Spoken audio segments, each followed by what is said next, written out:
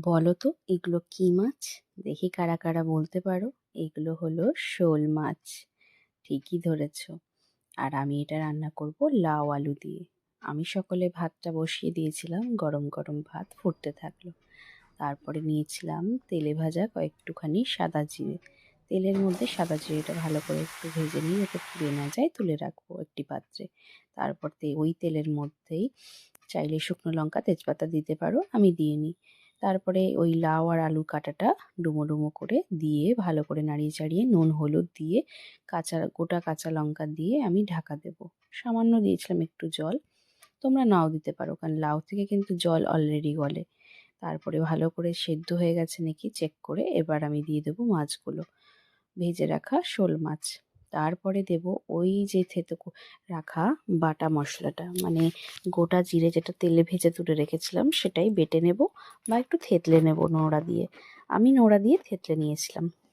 তারপর ভালো করে ফুটে উঠলে নামানোর আগে একটু ধনেপাতা কুচি দিয়ে শোল মাছের লাউ আলু দিয়ে তরকারি নামিয়ে নেব।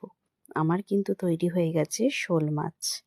কারা কারা শোল মাছ খেতে ভালোবাসো লাউ আলু দিয়ে তরকারি, তারা অবশ্যই কিন্তু বলে যেও আমায়।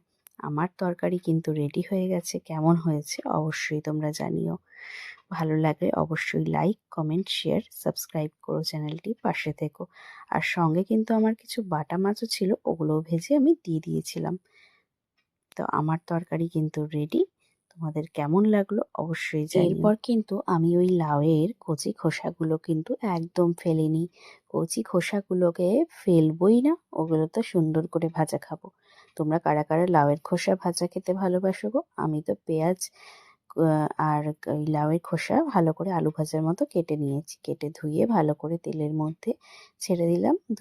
তারপর দিলাম সামান্য নুন, একটু হলুদ আর লঙ্কা। সবটা ভালো করে নাড়িয়ে চাড়িয়ে এরপর কিন্তু আস্তে আস্তে করে আমি ঢাকা দিয়ে দেবো। ঢাকা দিয়ে একটু সেদ্ধ হতে দেব। আলু ভাজার মতো করে পেঁয়াজ লঙ্কা দিয়ে ভাজলে লাউয়ের চোখা দিয়ে আর গরম ভাতের সাথে এই একটু লাউয়ের চোখা আর ওই লঙ্কা ভাজা, উফ, কি বলবো! আর কিছু কি লাগে তোমরা বলো তো? এই লাউয়ের খোসা ভাজা দিয়ে ভাত খেতে গরম গরম অসাধারণ লাগে। আমার রেসিপিগুলো কেমন লাগলো অবশ্যই জানিও।